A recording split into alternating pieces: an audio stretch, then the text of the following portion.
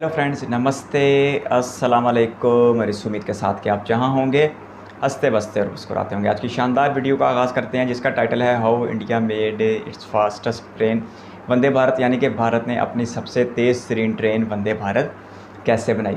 और वंदे भारत जिसको ये एजाज़ हासिल है कि ये 100% मेड इन इंडिया है और ये पहली सेमी हाई स्पीड ट्रेन थी जो ट्रायल में 180 किलोमीटर फ़ी घंटा की रफ़्तार से गई और आज भी ये 160 किलोमीटर फ़ी घंटा की रफ़्तार तक दौड़ती है 2 रूट्स के ऊपर। और इसके साथ साथ ये बड़ी कामयाबी के साथ चलाई जा रही है। ये रफ़्तार तो ज़बरदस्त पकड़ती है लेकिन इसके साथ ये स्मूथ बड़ी रहती है और इसमें और बड़ी खसूसियात हैं। इसका जो मेयार है वो भारत की अब तक की ट्रेनों में सबसे ज़्यादा बेहतरीन देखने को मिलता है। सिर्फ एक कभी देखने को मिलती है कि अभी तक जो है इसमें स्लीपर क्लास नहीं आई, जिसकी वजह से ये लॉन्ग रूट्स के ऊपर नहीं चलाई जाती। और जो भारत की सबसे लंबी तरीन वंदे भारत है, यानी कि जो सबसे ज़्यादा फासला तय करती है, वो दिल्ली से वाराणसी वाली वंदे भारत है। लेकिन यूँ ही हमें स्लीपर क्लास देखने को मिलेगी तो फिर मुमकिन है कि वंदे भारत हमें भारत के लंबे लंबे रूट्स के ऊपर भी देखने को मिल जाए। खैर, ये वंदे भारत बनाई कैसे गई, वैसे तो कुछ थोड़ा बहुत अंदाज़ा है। इससे पहले ये देखा सुना हुआ है कि इसे ICF integrated coach factory Chennai ने तैयार किया था और जो है ये एक बजट में रहते हुए एक ज़बरदस्त इजाद मानी जाती है इंडियन रेलवेज़ में। इसे बहुत कारनामा बनाकर पेश भी किया जाता है और ये एक ऐसी ट्रेन है जिसमें लोकोमोटिव नहीं होता। लेकिन फिर भी वीडियो ऑनर से भी हमें मालूमात और रहनुमाई लेने की अच्छी खासी ज़रूरत है, तो इसलिए इस वीडियो का आगाज़ करते हैं। लेकिन उससे पहले रिक्वेस्ट है, चैनल पर फर्स्ट टाइम आए और कंटेंट पसंद आए तो वीडियो को लाइक और चैनल को सब्सक्राइब करना मत भूलिएगा।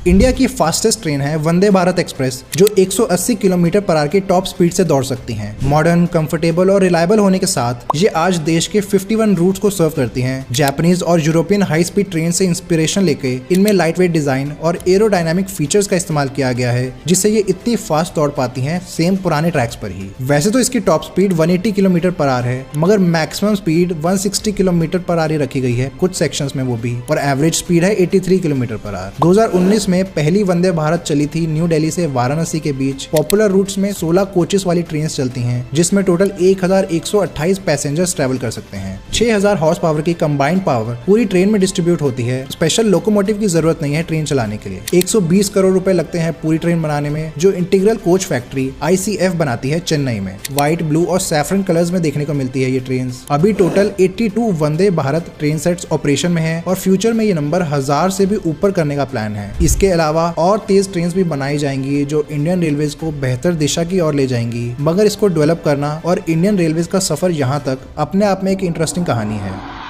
आज से 187 ईयर्स पहले 1837 में रेलवेज की शुरुआत हुई थी रेड हिल्स रेलवे के रूप में। इसे कंस्ट्रक्शन मटेरियल को ट्रांसपोर्ट करने के लिए बनाया गया था मैड्रास रीजन में। पहली पैसेंजर ट्रेन की बात करें तो वो 16 अप्रैल 1853 को चली थी बॉम्बे के बोरीबंदर स्टेशन से थाने तक। 400 लोगों ने इसमें ट्रैवल किया 34 किलोमीटर के डिस्टेंस के लिए। तब बॉम्बे गवर्नमेंट के चीफ इंजीनियर जॉर्ज क्लार्क ने इस रेलवे लाइन का कंसेप्ट इंट्रोड्यूस किया था ब्रिटेन में इसके बेनिफिट्स देखते हुए। Great Indian peninsula railway company ने इसे बनाया। 14 कैरेजेस की पहली ट्रेन चली थी 3 स्टीम लोकोमोटिव्स के साथ, जिनको नाम दिया गया साहिब, सिंध और सुल्तान। ईस्ट इंडिया में पहली ट्रेन अगले साल 1854 में चली थी हावड़ा से हुगली के बीच, जिसका route East Indian railway company ने बनाया था। 1850s में जब ब्रिटिश गवर्नमेंट ने अपनी कैपिटल कैलकाटा से शिमला शिफ्ट करने का डिसाइड किया सिर्फ समर मंथ्स के लिए, तो गवर्नमेंट वर्कर्स और उनकी फैमिलीज को ट्रैवल करना पड़ता वहाँ हर साल। इसीलिए ईस्ट इंडिया कंपनी ने 1855 में एक ट्रेन सर्विस इनॉग्रेट की हावड़ा से दिल्ली तक, जिसको नाम दिया गया ईस्ट इंडियन रेलवे मेल। 1891 में अंबाला कालका रूट बनने के बाद इस ट्रेन को कालका तक एक्सटेंड कर दिया गया, जिसको बाद में कालका मेल से जाना जाने लगा। 1903 में शिमला तक टॉय ट्रेन बनने से अब पैसेंजर्स हावड़ा से शिमला तक जा सकते थे, बस कालका में चेंज करनी पड़ती ट्रेन। इसके अलावा great Indian peninsula railway company ने एक लग्जूरियस ट्रेन सर्विस शुरू की बॉम्बे पूना मेल नाम से। इसने अपनी पहली जर्नी 1863 में पूरी की दोनों शहरों के बीच। इसमें 7 कोचेस थे, जिसमें 3 क्लासेस थी और एक रेस्टोरेंट कार भी थी। टोटल 465 पैसेंजर्स को कैरी कर सकती थी। ये काफी पॉपुलर रूट है जो आज भी चलता है। 1974 में इसका नाम बदलकर महालक्ष्मी एक्सप्रेस कर दिया गया। पंजाब मेल एक और पॉपुलर सर्विस है जो 1889 में शुरू हुई थी। ये बॉम्बे से लेके पेशावर तक जाती थी 2500 किलोमीटर और 47 घंटे में। 96 पैसेंजर्स को भी कैरी कर सकती थी, जिसमें बेसिक फैसिलिटीज भी मौजूद थे। ये मोस्टली GIP ट्रैक्स पर ही चलती थी, बीच में इतारसी, आगरा, दिल्ली, अमृतसर और लाहौर से होते हुए। अर्ली 1900s में रूट चेंज हुए और कुछ साल के लिए इसे बंद भी कर दिया गया था, मगर ये अभी भी ऑपरेशनल है, जो अब मुंबई से पंजाब के फिरोजपुर तक चलती है। फ्रंटियर मेल एक और सर्विस है जो 1928 में शुरू हुई थी बॉम्बे के बैलट पियर मोल स्टेशन से पेशावर तक, लेकिन ये ज्यादा डायरेक्ट रूट लेती थी पंजाब मेल के कंपैरिजन में। ब्रिटिश मीडिया के अकॉर्डिंग ये उस टाइम की सबसे पॉपुलर ट्रेन थी और सब कॉन्टिनेंट की फास्टेस्ट ट्रेन भी थी 5 कोचेस के साथ। बीच में बड़ौदा, रतलाम, मथुरा, दिल्ली, लाहौर और रावलपिंडी से होते हुए जाती थी, लेकिन इंडिपेंडेंस के बाद से ये अमृतसर तक ही चलती है। 1996 में इसका नाम बदलकर गोल्डन टेम्पल मेल रख दिया गया। 1928 में एक और इम्पोर्टेंट सर्विस शुरू हुई थी ग्रैंड ट्रंक एक्सप्रेस नाम से। तब ये पेशावर से मैंगलोर तक चलती थी, लगभग 4000 किलोमीटर और 104 घंटे में। उस टाइम में ये सबसे लंबा डिस्टेंस था किसी भी ट्रेन सर्विस का। अगले 1-2 सालों में इसके रूट में चेंजेस देखने को मिले और फाइनली 1930 में इसे दिल्ली से मैड्रास के बीच चलाया जाने लगा, जो कि अभी भी इसका रूट है। आज ये 2180 किलोमीटर कवर करती है 35 घंटे में। ये कहा जाता है कि काफी समय के लिए साउथ और नॉर्थ इंडिया के बीच सिर्फ एक ही लिंक था और वो था ग्रैंड ट्रंक एक्सप्रेस। इन सालों में इंडिया का total rail network 50,000 kilometre cross कर चुका था। नेटवर्क ग्रोथ पर हमारी डिटेल्ड वीडियो देखने के लिए आई बटन पर क्लिक करें। जब पार्टीशन हुआ, देश का रेल नेटवर्क भी 2 हिस्सों में बंट गया। वेस्ट में पंजाब और राजस्थान से होते हुए रूट्स कट गए और ईस्ट में बंगाल वाले रूट्स। इससे असम मेनलैंड से डिस्कनेक्ट हो गया था, जिसके लिए एक लिंक बनाया गया सिलीगुड़ी से। इंडिपेंडेंस के बाद जो पहला काम इंडियन गवर्नमेंट ने किया रेलवेज के लिए, वो था उसका ऑर्गेनाइजेशन स्ट्रक्चर डिसाइड करना। इसलिए इसे अलग अलग जोन्स में बांटा गया। 6 रीजनल जोन्स थे तब, जो आज बढ़कर 17 हो चुके हैं। इनको रीजन के हिसाब से बांटा गया, जिसके हर जोन में 2000 से 7000 किलोमीटर की लेंथ आती है। जब रेलवे कंपनीज ऑपरेट कर रही थी इंडिपेंडेंस से पहले, तो रूट्स को वो खुद ही मैनेज करती थी, मगर 1940s में जब सारा रेलवे नेटवर्क गवर्नमेंट ने टेक ओवर कर लिया, तब से इसे जोन्स में डिवाइड करके मैनेज किया जाने लगा। हर जोन को एक सेमी ऑटोनोमस एंटिटी की तरह ऑपरेट किया जाता है, जिसके हेड उधर के जनरल मैनेजर होते हैं। इनको आगे सब डिवाइड भी किया जाता है डिविजन्स में, जिसको हेड करते हैं डिविजनल रेलवे मैनेजर्स। ट्रेन के सबसे इंपॉर्टेंट पार्ट की बात करें तो वो है लोकोमोटिव, जो कि पावर प्रोवाइड करता है पूरी ट्रेन को। लोकोमोटिव से पहले 1550 में वैगनवेज या ट्रैम्स चलती थी, जिनमें हॉर्सेस का इस्तेमाल किया जाता था उन्हें चलाने के लिए। कई बार तो लोग पुल करते थे पूरी वैगन को। ये दोनों प्री इंडस्ट्रियल मोड थे, काफी स्लो और महंगे भी। जब इंटरसिटी रेल आई, तब उसमें स्टीम इंजन का इस्तेमाल किया गया। ये काम करने के लिए पानी को उबाल कर भाप बनाता है, जो फैल कर एक पिस्टन या टरबाइन को धक्का देता है। इससे थर्मल एनर्जी को मैकेनिकल एनर्जी में बदल दिया जाता है, जिससे ट्रेन चलने लगती है। बॉयलर में मौजूद पानी को कोल, वुड या ऑयल से हीट किया जाता है। यही स्टीम इंजन एक बहुत बड़ा कारण है दुनिया भर में इंडस्ट्रियल रेवोल्यूशन के पीछे। हर मशीन और इंडस्ट्री में इस प्रोसेस का इस्तेमाल किया जाने लगा, जिससे प्रोडक्शन काफी बढ़ गई और दाम गिर गए कई सारे प्रोडक्ट्स के। जब भाप अपना काम कर लेती है, तो इसे एक कंडेंसर में भेज दिया जाता है, जहां ठंडी होकर फिर पानी में बदल जाती है। पहला full scale working railway locomotive Richard Trevithick ने 1802 में बनाया था, जो कुछ ऐसा दिखता था। ट्रेविथिक बचपन में विलियम मर्डॉक के पड़ोसी थे, जिन्होंने ऑसिलेटिंग स्टीम इंजन बनाया था, जिससे ट्रेविथिक को इंस्पिरेशन मिला।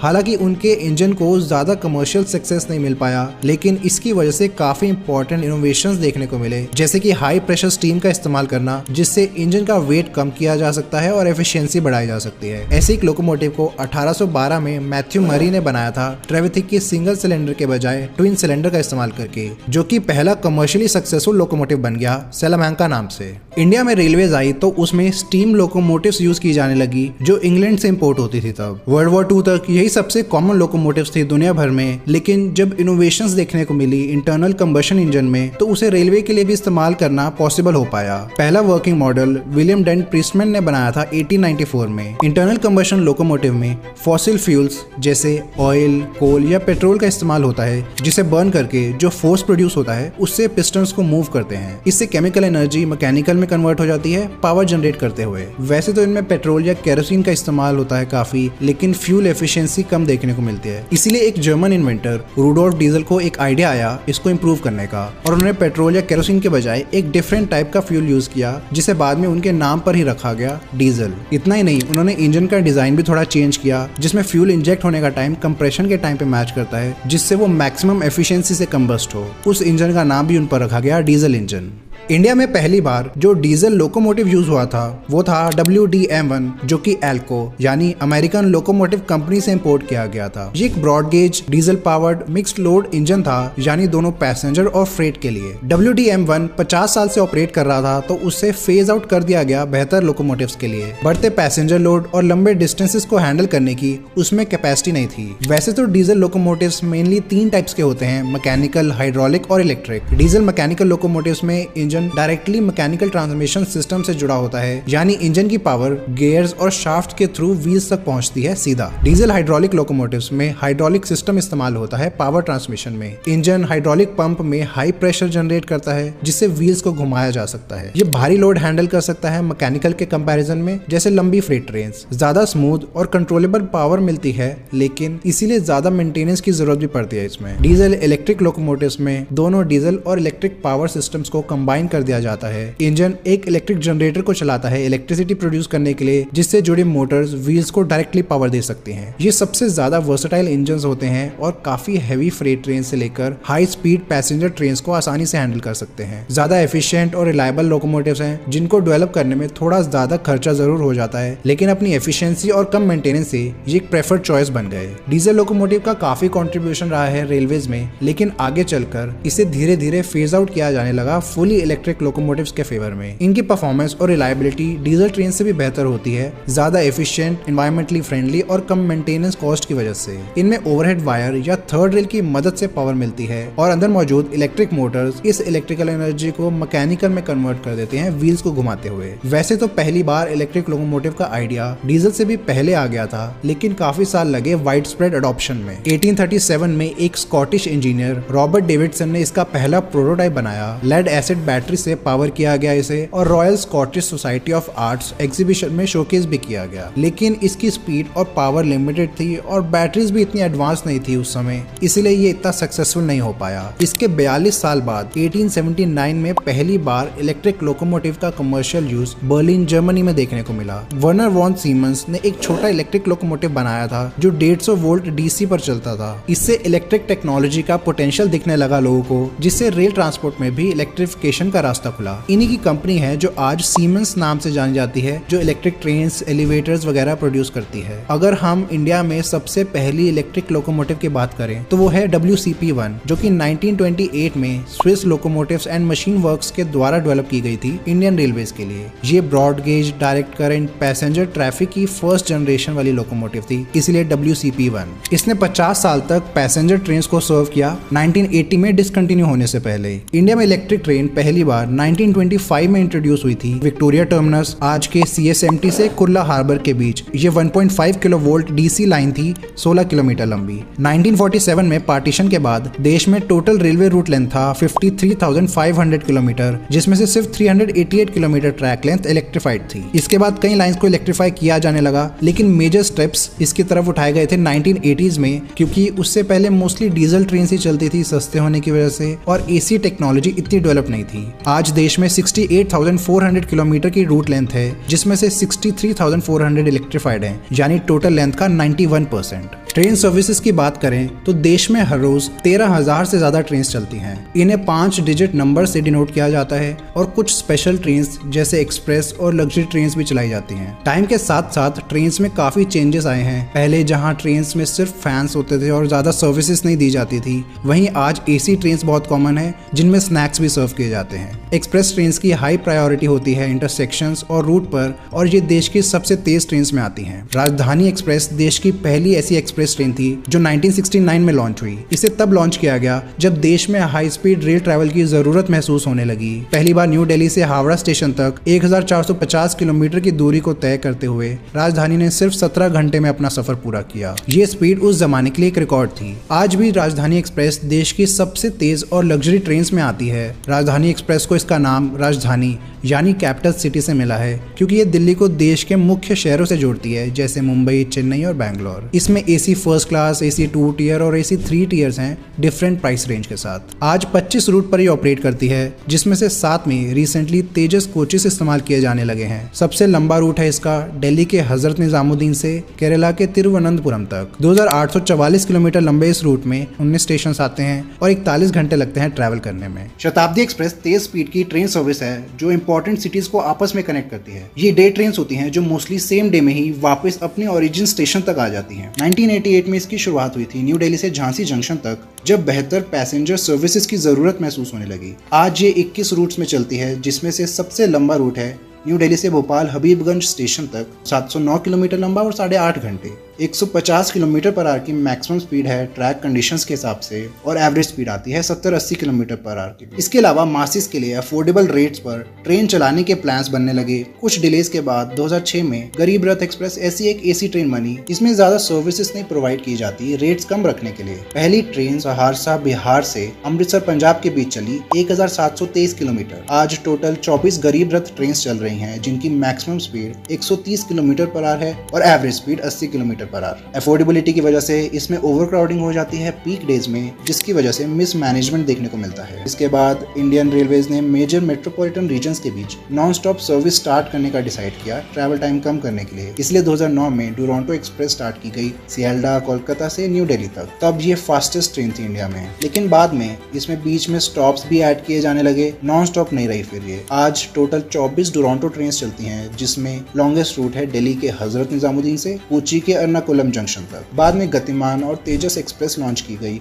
जो डुरंटो से भी तेज थी। पहली तेजस 2017 में मुंबई के CSMT से गोवा के करमाली स्टेशन तक चली थी, 552 किलोमीटर और 8.5 घंटे में। इसे 200 किलोमीटर पर आवर की स्पीड के लिए डिजाइन किया गया है, लेकिन maximum operating speed 130 kilometre per hour है पुराने ट्रैक्स की वजह से। एवरेज स्पीड लेकिन सिर्फ 65 किलोमीटर पर आवर ही हो पाती है। आज ये 4 रूट में चलती है, मुंबई से गोवा, चेन्नई से मदुरई, लखनऊ से दिल्ली और अहमदाबाद से मुंबई। मगर इसके अलावा 7 राजधानी के रूट्स में इसके ट्रेन सेट्स को इस्तेमाल किया जाने लगा है, जिनको तेजस राजधानी एक्सप्रेस भी कहते हैं। अब इन सबके बाद एंट्री होती है वंदे भारत की, जो प्रेजेंटली देश की फास्टेस्ट ट्रेन है, 160 किलोमीटर पर आवर की मैक्सिमम ऑपरेशनल स्पीड के साथ। बढ़ती इकोनॉमी के साथ लोगों को और फास्टर मोड्स ऑफ ट्रांसपोर्ट की जरूरत पड़ रही थी, जहां प्रेजेंट ट्रैक्स में नई ट्रेन 200 किलोमीटर पर आवर से तेज नहीं दौड़ सकती, स्टीपर ग्रेड्स और टाइटर कर्व्स होने की वजह से। हाई स्पीड ट्रेन के लिए नए ट्रैक्स बिछाने पड़ेंगे जो पूरी तरह से ग्रेड सेपरेटेड भी हों। इसके अलावा रेलवेज के कई ट्रेन सेट्स पुराने हो गए थे, जिनमें फैसिलिटीज भी आउटडेटेड हो गई। साथ में एयर ट्रैवल की पॉपुलैरिटी बढ़ रही है, खासकर लॉन्ग डिस्टेंस जर्नीज के लिए।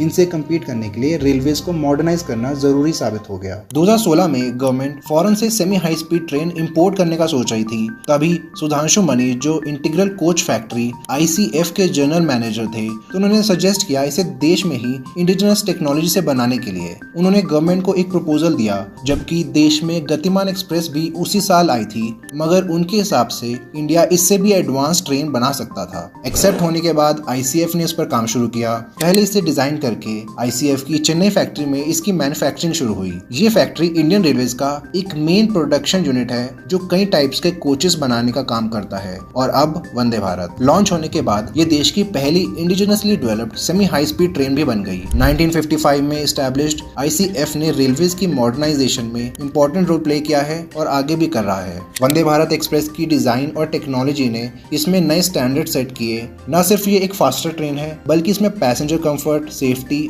और सस्टेनेबिलिटी पर भी ध्यान दिया गया है। वंदे भारत की सफलता ने दिखाया कि भारत में भी टेक्नोलॉजिकल इनोवेशन और इंडिजिनस मैन्युफैक्चरिंग की कैपेबिलिटी है। ट्रेन के कोचेस लाइट वेट एल्यूमिनियम से बने हैं। एरोडायनामिक डिजाइन ड्रैग को कम करने में और हायर स्पीड अचीव करने में मदद करता है। 15 फरवरी 2019 को इसने अपना पहला सफर पूरा किया न्यू दिल्ली से वाराणसी के बीच 759 किलोमीटर। 2 टाइप के ट्रेन सेट्स इस्तेमाल होते हैं वंदे भारत में, एक 16 कोच के और एक 8 कोच वाले।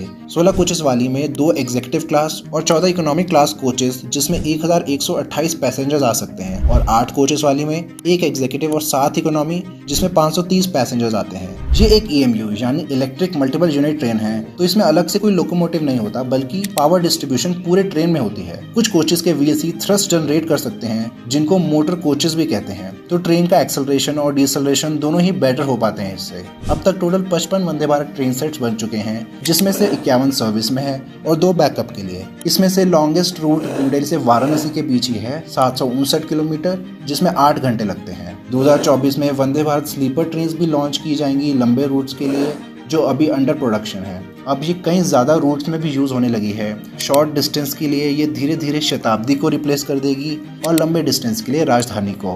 2047 तक 4500 वंदे भारत ट्रेन सेट्स बनाने का भी प्लान है इंडियन रेलवेज का, जो कि आज 51 है। इसके अलावा भी हाई स्पीड रेल के ऊपर तेजी से काम चल रहा है देश की पहली बुलेट ट्रेन पर। ये एक एम्बिशियस प्रोजेक्ट है मुंबई से अहमदाबाद के बीच 509 किलोमीटर लंबा, जिसमें ट्रेन 320 किलोमीटर पर आवर की स्पीड से दौड़ पाएंगी। रूट मोस्टली एलिवेटेड होगा कुछ अंडरग्राउंड सेक्शंस के साथ और जापान की शिंकानसेन टेक्नोलॉजी का इस्तेमाल होगा ट्रेन्स में। बुलेट ट्रेन के बारे में और जानने के लिए स्क्रीन पर दिए गए कार्ड पर क्लिक करें।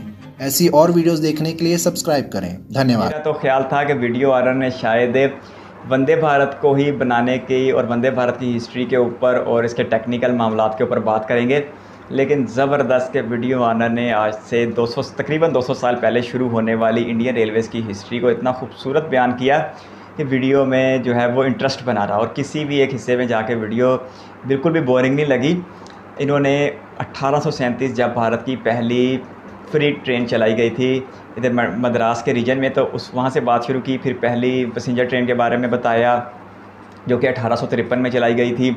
फिर इस तरह वो आगे बढ़ते रहे, और उन्होंने एक ट्रेन के बारे में बताया पंजाब मेल जो आज भी चल रही है, और गोल्डन टेम्पल मेल जिसका नाम पहले वो फ्रंटियर मेल बता रहे थे। और सत्या भाई के साथ हमने इसकी जर्नी देखी भी है, और ये साल 1928 में शुरू की गई थी और अपने वक्त की ये प्रीमियम ट्रेन थी। और सत्या भाई बता रहे थे कि आज जो प्योरिटी महाराजा एक्सप्रेस को मिलती है या दूसरी तीसरी जो प्रीमियम ट्रेनें हैं जो सियाहती मकसद के लिए चलाई जाती हैं, जो प्योरिटी और जो सहूलियात उन्हें आज के वक्त में मिलती है, यही सहूलियात इन्हें आज से तकरीबन 96-97 बरस पहले इस गोल्डन टेम्पल मेल के ज़रिए फ़राहम कर दी गई थी। तो बड़ी ही ज़बरदस्त ट्रेन थी, और सत्तावी के साथ इसकी जर्नी देखी है, और पेशावर तक आती थी मुंबई से लेके, लेकिन अब ये अमृतसर तक चलती है।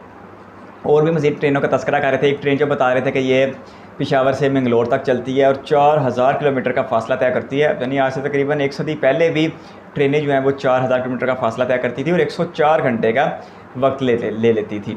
बाकी जो है वो आहिस्ता आहिस्ता बढ़ते बढ़ाते वीडियो और ने हर चीज़ को बड़ी ही डिटेल के साथ बयान किया। उन्होंने पहले बताया कि जब भारत में रेलवेज़ का आगाज़ हुआ तो स्टीम लोकोमोटिव इस्तेमाल किए गए, और ये भी मालूमात या जान के अच्छा लगा कि ये जो है वो पहली ट्रेन थी ये 3 लोकोमोटिव के साथ चलाई गई। इससे पहले मुझे लगता था कि साहब सिंध सुल्तान जो है वो एक ही लोकोमोटिव का नाम था, लेकिन अच्छा है कि ये तीनों एस जो हैं वो अलग अलग थे, और एक लोकोमोटिव का नाम साहब, एक का सिंध और एक का सुल्तान था।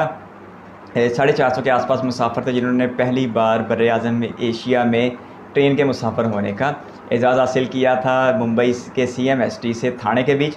और इस 170 वर्षों में फिर इंडियन रेलवेज़ ने मुसलसल तरक्की की। पहले स्टीम लोकोमोटिव्स ने ट्रेनें चलाने की ज़िम्मेदारी निभाई, उसके बाद फिर डीजल लोकोमोटिव आ गए। एफिशिएंसी जो है वक्त के साथ साथ बढ़ती चली गई, और फिर उन्हें इलेक्ट्रिक लोकोमोटिव ने रिप्लेस कर दिया। वीडियो ने तो खैर हर चीज़ को बड़ी ही डिटेल के साथ बयान किया, अब उसे यहाँ पर क्या दोहराना।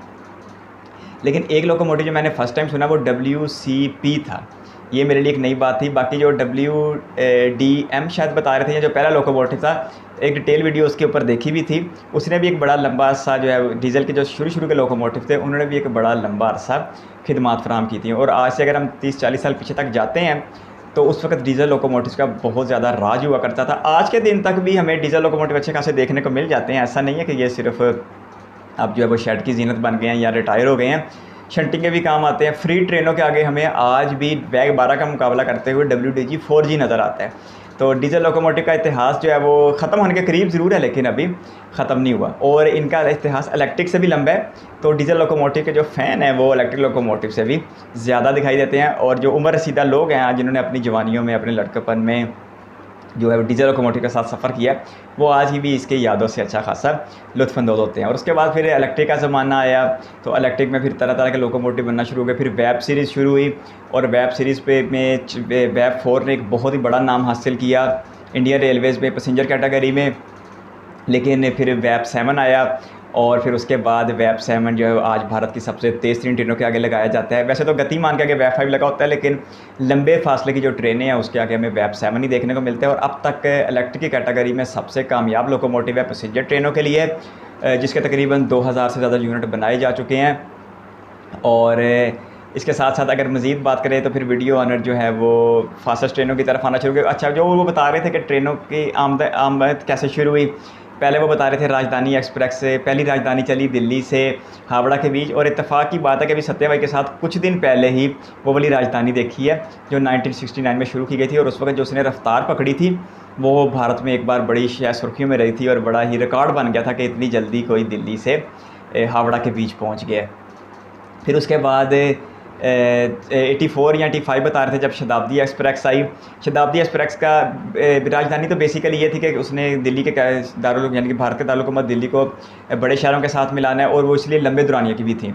और जो सबसे बढ़िया त्रिवेंद्रम राजधानी केरला की, इसके साथ साथ वो 24-25 रूट के ऊपर राजधानी अब चलती है। फिर इसी तरह जो शताब्दी थी ये 800 किलोमीटर से कम के फासले पर चलाई जाती है। यही वजह कि जो सबसे लंबी राजधानी भी है वो भी 750 किलोमीटर का फासला तय करती है दिल्ली से भोपाल के बीच। वैसे वो भारत की सबसे तेज़ तरीन राजधानी भी है, 150 किलोमीटर फ़ी घंटा जाती है दिल्ली से आगरा के सेक्शन के बीच। अच्छा, फिर उसके बाद वो बता रहे थे 2006 में गरीब रथ आई, और जिसने गरीब रथ ने वाकई लोगों को अच्छी खासी सहूलत फराहम की, और इसे गरीबों की राजधानी भी कहा जाता है। और अगर इसका किराए का कंपैरिजन करें तो 4 से 5 गुना का फ़र्क लगता है, कई रूट्स के ऊपर से 7 से 8 गुना का फ़र्क भी लगता है। लेकिन सहूलियात जो हैं वो AC भी बेसिक सहूलत है AC की, और रफ्तार भी इसकी 130 किलोमीटर होती है जो राजधानी की मैक्सिमम स्पीड आज के वक्त तक भी है। फिर उसके बाद तेजस एक्सप्रेस आई, और भारत की जो पहली तेजस एक्सप्रेस थी वो चलाई गई मुंबई से गोवा के बीच, और सत्या भाई के साथ ही वो जर्नी देखी भी है। और फिर एक बता रहे थे दुरंतो एक्सप्रेस, शायद साल 2009 बता रहे थे जब दुरंतो एक्सप्रेस आई। दुरंतो एक्सप्रेस तो नॉन स्टॉप ट्रेन के तौर पे चलाई गई, यानी कि बीच में इसका 1500 किलोमीटर तक भी कोई स्टॉप नहीं होता था, लेकिन फिर आहिस्ता आहिस्ता उसे स्टॉपेज दिए गए। आज भी अगर आप दिल्ली से मुंबई की दुरंतो एक्सप्रेस देखते हैं तो उसमें सिर्फ 3 स्टॉप पड़ते हैं, वो भी बीच में कुछ टेक्निकल मामलात की वजह से। और इसके साथ साथ फिर वो बता रहे थे कि गतिमान एक्सप्रेस आई 2016 या 17 में, जो कि भारत की सबसे तेज़ तरीन ट्रेन बन गई दिल्ली से झांसी के बीच वेब 5 के साथ चलने वाली। फिर उसके बाद आई 2019 में वंदे भारत एक्सप्रेस, जो कि 15 फरवरी 2019 को चलाई गई थी। भारत की पहली सेमी हाई स्पीड ट्रेन थी, और इसमें सबसे ज़बरदस्त बात यह थी कि ये 100% मेड इन इंडिया थी। और आज जो दिल्ली से वाराणसी की वंदे भारत है, एक तो वो भारत की सबसे तेज़ तरीन वंदे भारत है, दूसरे नंबर पर वो भारत की पहली वंदे भारत है, और तीसरे नंबर पर वो भारत की सबसे लंबा दुरानिया तय करने वाली सबसे लंबी वंदे भारत है, जो 760 किलोमीटर का फासला तय करती है 8.5 घंटे में। और अब वीडियो आने जाते जाते जो है वो स्लीपर क्लास का भी बता दिया कि स्लीपर क्लास जो है वो हमें जुलाई अगस्त 2024 तक देखने को मिल सकती है। और मेरा जो अंदाज़ा था वो तकरीबन ठीक होता वो दिखाई दे रहा है, क्योंकि मैं तवातर से ये बात करता चला आ रहा हूँ कि जब वंदे भारत स्लीपर क्लास में देखने को मिलेगी तो मुमकिन है कि ये जो आज भारत की लंबी ट्रेनें 2-2,000, 3-3,000, 4-4,000 किलोमीटर का भी फासला तय करती हैं, उनमें भी हमें वंदे भारत रिप्लेस होती हुई मिले, यानी कि रिप्लेस कर दी वंदे भारत पिछली ट्रेनों को रिप्लेस कर दे, चाहे वो राजधानी एक्सप्रेस है, चाहे वो विवेक एक्सप्रेस है, अवध असम एक्सप्रेस है, काशी तामिल एक्सप्रेस है, या जो भी ट्रेनें जो हैं वो इतने फासले तक चलती हैं, लंबे फासले तक, तो इनको वो भी रिप्लेस कर देगी। और जो है फिर स्टैंडर्ड तो वंदे भारत के वैसे ही बड़े ज़बरदस्त हैं, कंफर्ट तो उसका नेक्स्ट लेवल है, स्मूथनेस उसकी ज़बरदस्त है। 180 किलोमीटर के ऊपर ट्रायल हुआ था तो पानी का गिलास भरा हुआ नहीं गिरा था। तो बाकी ट्रेनों में भी अगर हम 130 किलोमीटर देखते हैं राजधानी पे तो उसमें वो जो है वाइब्रेशन अच्छी खासी पैदा होती है, शोर शराबा अच्छा खासा पैदा होता है, लेकिन वंदे भारत में ये चीज़ नहीं देखने को मिलती। तो स्टैंडर्ड तो ऑलरेडी सेट है, कमी है तो सिर्फ सीटिंग अरेंजमेंट की कमी है, और वो वंदे भारत स्लीपर की सूरत में पूरी हो जाएगी। और आके लास्ट वन पे वो HSR की बात कर रहे थे, हाई स्पीड रेल, जिसका POT सेक्शन 2026 में खुलने का इम्कान है सूरत के आसपास, और जो पूरा सेक्शन है वो 27 या 28 में खुलने का इम्कान है। तो इसमें सारा क्रेडिट, जो सबसे ज़्यादा क्रेडिट जाता है वो वंदे भारत को जाता है, जिसके लिए पूरी वीडियो बनाई गई थी, लेकिन उसमें बहुत ज़्यादा डिटेल से बात तो नहीं की। और मणि नाम के कोई बता रहे थे, अब उनका नाम मुझे भूल गया, लेकिन मानी या मणि इस तरह का कोई नाम उनका बता रहे थे, सुंदरेश नामी शायद, जो GM थे ICF के, जिन्होंने कहा था कि अगर हमें आप सरकार हमें मौका फराहम करे तो हम गतिमान से भी ज़्यादा रफ्तार वाली स्पीड वाली ट्रेन बना सकते हैं जो कंफर्ट लेवल को भी लेकर ज़बरदस्त होगी। तो उन्होंने ऐसा करके भी दिखाया। आज 120 करोड़ रुपए में भारत की एक सेमी हाई स्पीड ट्रेन तैयार हो जाती है, 52 रूट्स के ऊपर चलाई जा रही है, 40 रूट जो हैं वो सफ़ेद वंदे भारत के साथ चल रहे हैं, और 12 रूट्स के ऊपर जो है वो सैफरन वंदे भारत चलाई जा रही है। तो मेरा ख्याल है जी काफ़ी हो गया। और ये EMU टाइप ट्रेन है, इसमें जो है वो लोकोमोटिव नहीं होता, और इसमें मल्टीपल वे से जो है वो ट्रेन को पावर दी जाती है, जिसकी वजह से इसका एक्सेलरेशन और इसकी जो ब्रेकेज का निज़ाम है वो बड़ा ही ज़बरदस्त निकल के आता है। और इसकी जो एक्सेलरेशन है वो 52 सेकंड में 100 किलोमीटर फ़ी घंटा की रफ्तार को पहुँचना है, जो आज तक बुलेट ट्रेन भी अपने नाम नहीं कर सकी। तो ये सारी कामयाबियाँ हैं जी ICF के इन GM साहब को, और उसके बाद उनकी टीम को, जिन्होंने कम खर्च बाला नशी की मिसाल कायम करते हुए भारत को एक ज़बरदस्त ट्रेन फराम की, बजाय के बाहर से मंगवाई जाती और अच्छी खासी महंगी हो जाती। तो ज़बरदस्त वीडियो थी और देखे बहुत ज़्यादा अच्छा लगा। आप किस तरह का कंटेंट देना चाहते हैं कमेंट बॉक्स में अपनी राय दे सकते हैं। इस वीडियो को यहाँ तक देखने के लिए आपका बहुत बहुत शुक्रिया।